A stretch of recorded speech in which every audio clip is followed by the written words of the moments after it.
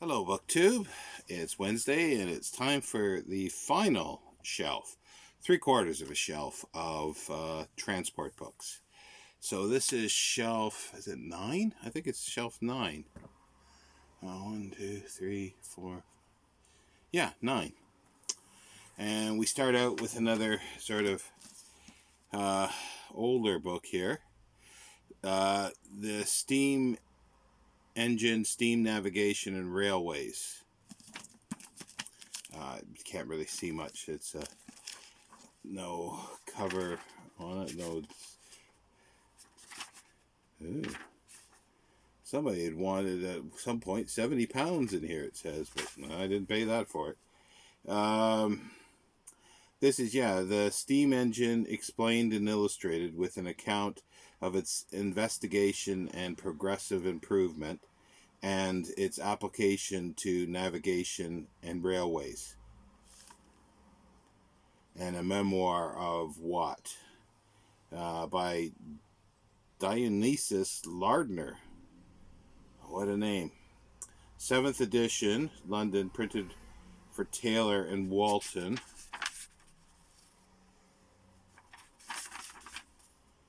There's no date on it, but it is fairly early, I would say, for railway books. Because of the binding, I would say it's anywhere 1850s or anywhere from 1840 to 1860s, but I would need to look it up. I just assumed there'd be a date in here, but there isn't. And yeah, it's got some nice illustrations, engravings in it, and technical drawings. It's quite for the time, it would have been a technical book. So it's quite nice. The Underground Story, Hugh Douglas, and it's a story of the London Underground. Just a general history by Robert Hale Limited, 1963, and it's exactly what it says. There's some photographs, posters that would have been on the Underground.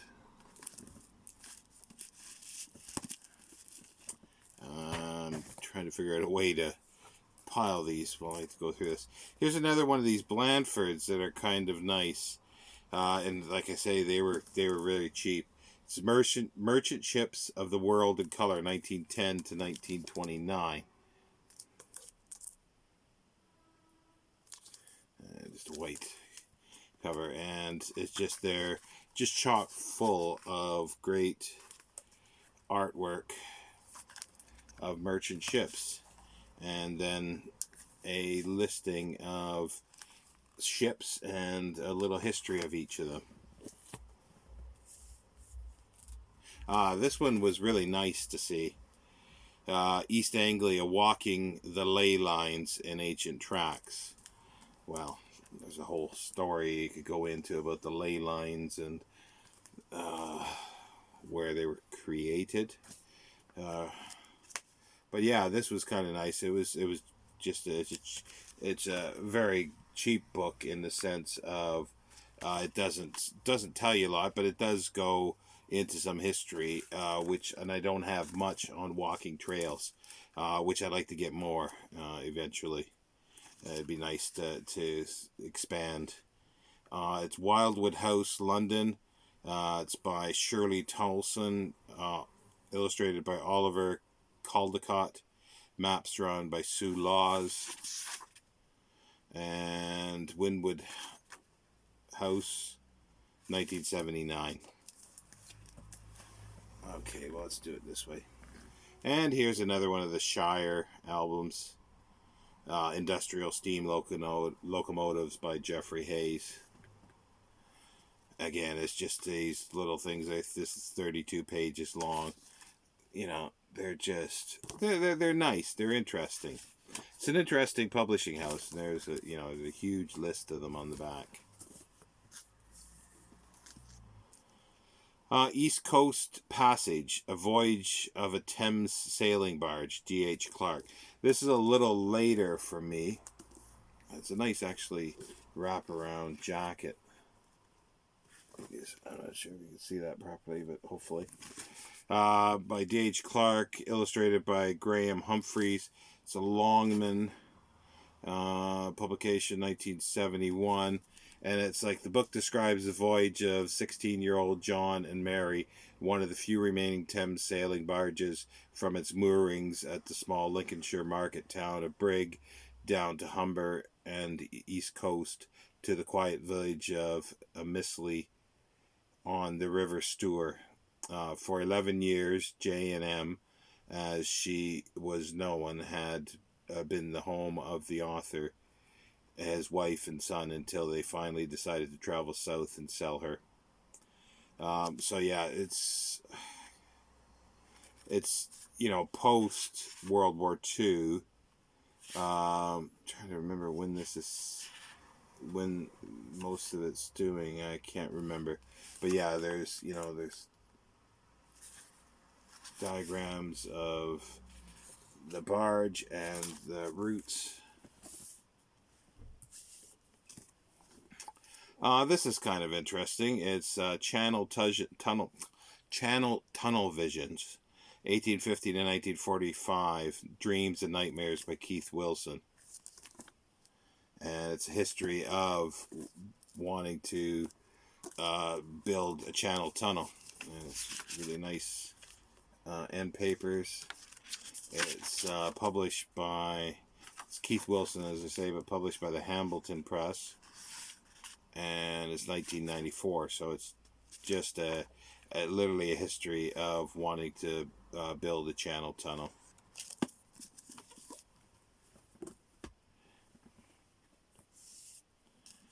The Victorian Railway, Jack Simmons.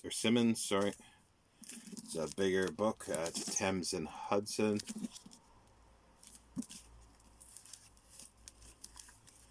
And yeah, it's just an overview of Victorian Railway with railway stations and the usual Thames and Hudson illustrated volumes. This, say what, 1991.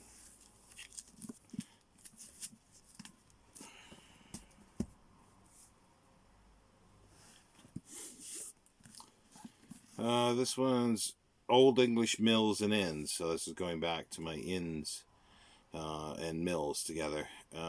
R. Thurston Hopkins, published by Cecil Palmer. A nice drawing of a windmill there. Drawings by James E. Martin, and 1927, it's the first printing. And there we go. This one's kind of nice. I'm not sure if it's the same one that Mark Richardson showed on his channel. Might be. It's the Anatomy of Nilsson's Ships. No, I think it is different because there's lots of pop-outs of it, but it's just a detailed sort of views and details of the ships,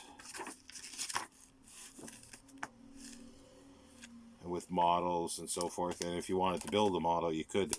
There's tons of pullouts in here, and I've noticed that the boards are warping for some reason.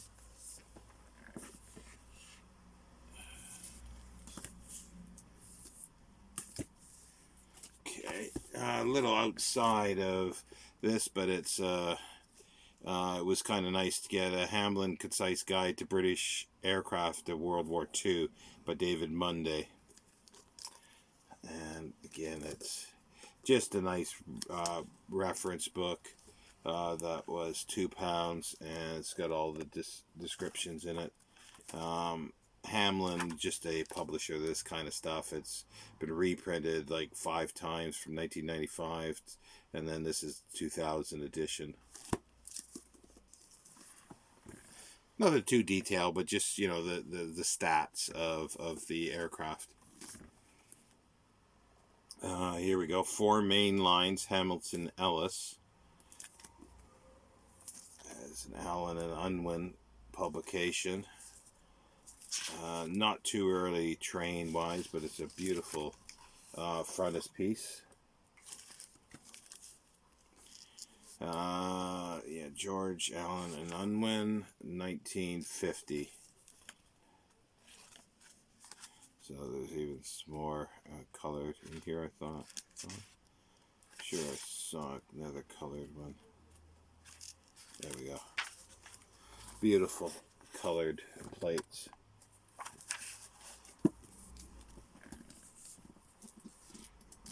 Here we go. Biography of Amelia Earhart. Again, it's not British, but it sort of fits in with the airplane stuff. Mary S. Lovell Hutchinson, 1989. And it's quite a substantial biography. A little bigger than a lot of times. Some news clippings in here as well.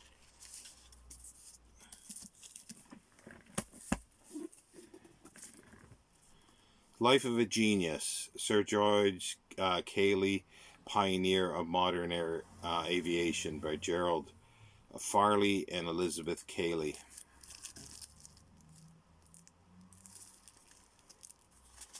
And it looks like it was a review copy.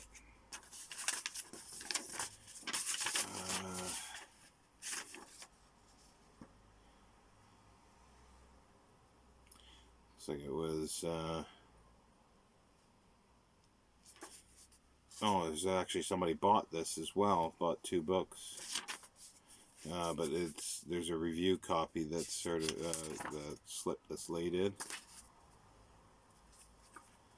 Howder and Stoughton, 1965. And a fertile-brained Yorkshireman, Sir George Cayley, 1773 to 1857, is now indisputably recognized as the pioneer of modern aviation.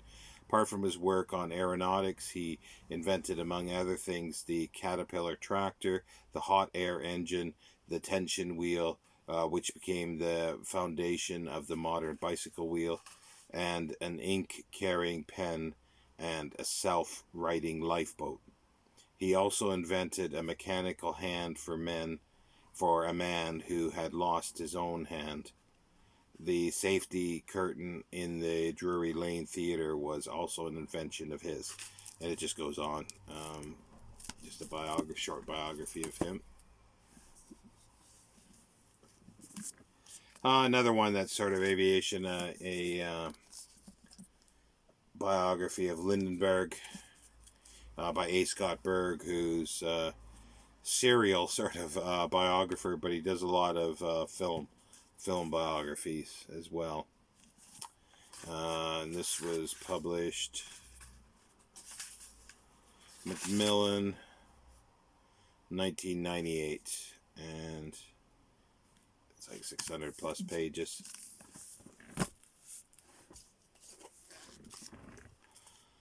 Steam in the Village, R.A. Whitehead. This is there, David and Charles is one of their later sort of series. I got a couple of them here. They're not as good as the older ones, but they're still quite nice. And this is by the R.A. Whitehead, David and Charles, 1977. So it's a bit later. But it's not too bad. It's got a brief description. And here's another one, A Country Railway, David St. John Thomas. And again, David and Charles, 1977, Fourth Impression, 1981. And it's just a brief overview of country railways.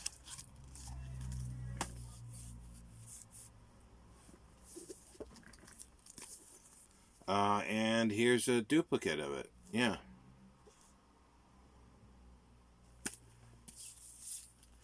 I must have picked up one because a friend of mine got this for me. I think in Luton. Just still got the sticker on it. A $1.99 sticker from Oxfam. But somehow, yeah, I doubled it up, and, which is okay. But will be something that I will be unhauling at some point. Canals, the Making of a Nation, a journey into the heart of industrial Britain. Apparently there was a BBC series. I don't know anything about it. I've never seen it.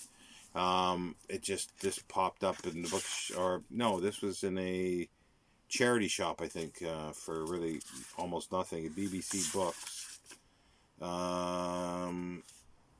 BBC Books, 1988. No, 2015. Sorry. 2015. And it says, through the 18th century, Britain was transformed by the most powerful revolution the world had ever seen. Factories, politics, and technologies all had their part to play in the Industrial Revolution. But at its heart is the story of our canals. The Canals, the Making of a Nation. Liz McIver reveals this untold side of Britain's history. So it's going to be a very general overview, but it should be pretty good. And the very last book, for now anyway, this is quite nice. It's The Archaeology of Transport Revolution, 1750 to 1850. And again, on the back,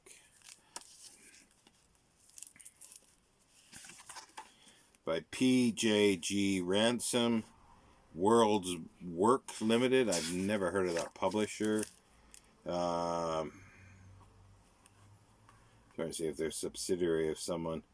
It's the Windmill Press, apparently, which I have heard of. 1984, and the same author has written a lot of stuff. Holiday cruising in Ireland, railways revived, waterways restored, the archaeology of canals, the archaeology of railways. I'd like to have both those, the archaeology of canals and railways. This is quite nice. It's well illustrated. It's just a general view. Sometimes a bit of a misnomer when they call it archaeology, because some of it is more not actual physical archaeology excavation, but it's sort of archaeology into the subject, into archives and so forth. That sometimes they misuse the term. Well, I think they misuse the term, but anyway, that ends my shelf tour for transport. I'm not sure what I'm going to be doing next. I do have a bit of a, I guess, book haul to do because I've been sent some books. Yeah, I'll get to those maybe tomorrow. This week I haven't done much reading this week at all. So I might be skipping. Well, I'll do my Friday reads, but I might be skipping my film book this week. I'm currently reading McTeague, which is the basis for Erich von Stroheim's Greed. I've got the restored version, which is about 4.5 hours, I think. Whether or not I'll have that all ready for Saturday is another question, but we'll see. But anyway, take care, BookTube, and I will see you next time.